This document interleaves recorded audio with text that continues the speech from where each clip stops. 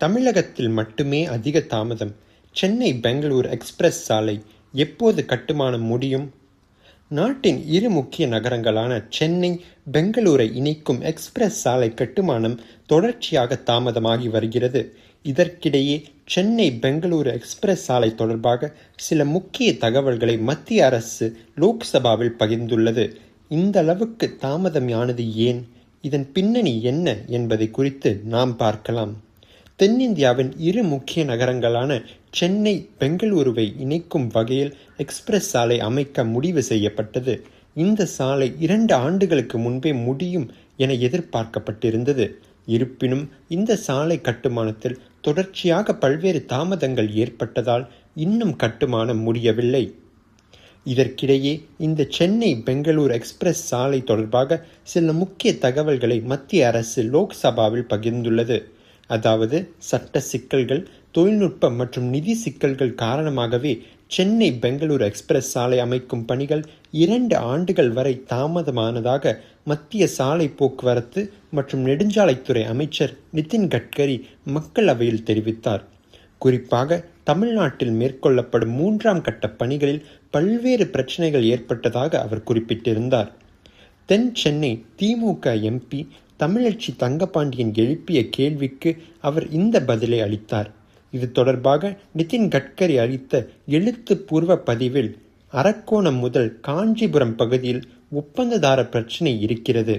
எனவே அந்த பகுதியை தவிர மற்ற பணிகள் அனைத்தும் ஜூன் 2026க்குள் நிறைவடைந்துவிடும் என்று கூறியிருந்தார்.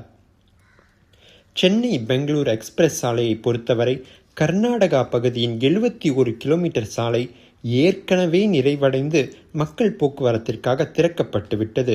ஆந்திரா மற்றும் தமிழ்நாட்டில் நடக்கும் 2ஆம் மற்றும் 3ஆம் கட்ட பணிகளில் தான் தாமதம் ஏற்பட்டு வருகிறது.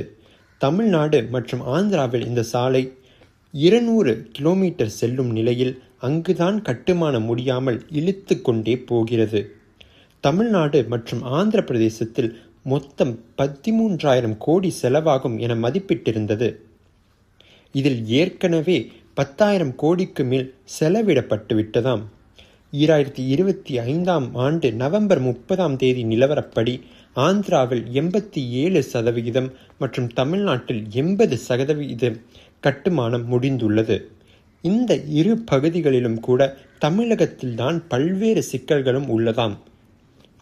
குடிபாலா வாலாஜாபேட்டை பகுதியில் கட்டுமானம் 92% முடிந்துள்ளது. இங்கு வில்ஸ்ட்ரிங் கரெக்டர் சாலை மேம்பாலத்திற்கு ஒப்புதல் தர ரயில்வே தாமதித்தது மற்றும் அதிக அளவில் கடினமான பாறைகள் இருந்தது கட்டுமானத்தை தாமதப்படுத்தியது. அதேபோல வாலாஜாபேட்டை அரக்கோணம் பகுதி கட்டுமானமும் மின் கம்பிகள் மற்றும் ரயில்வே கட்டிடங்களை மாற்றுவதில் ஏற்பட்ட தாமதங்களால் பாதிக்கப்பட்டது. இதில் குறிப்பாக அரக்கோணம் முதல் காஞ்சிபுரம் பகுதிதான் மிக மோசமான நிலையில் இருக்கிறது. அங்கு வெறும் 54% மட்டுமே கட்டுமானம் முடிந்துள்ளது.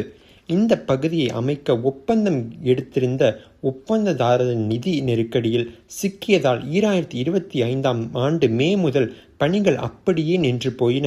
கட்டுமான பணிகள் நடக்காததால் ஒப்பந்தத்தை ரத்து செய்ய மத்திய அரசு கடந்த நவம்பர் 11ஆம் தேதி நோட்டீஸ் அனுப்பியுள்ளது.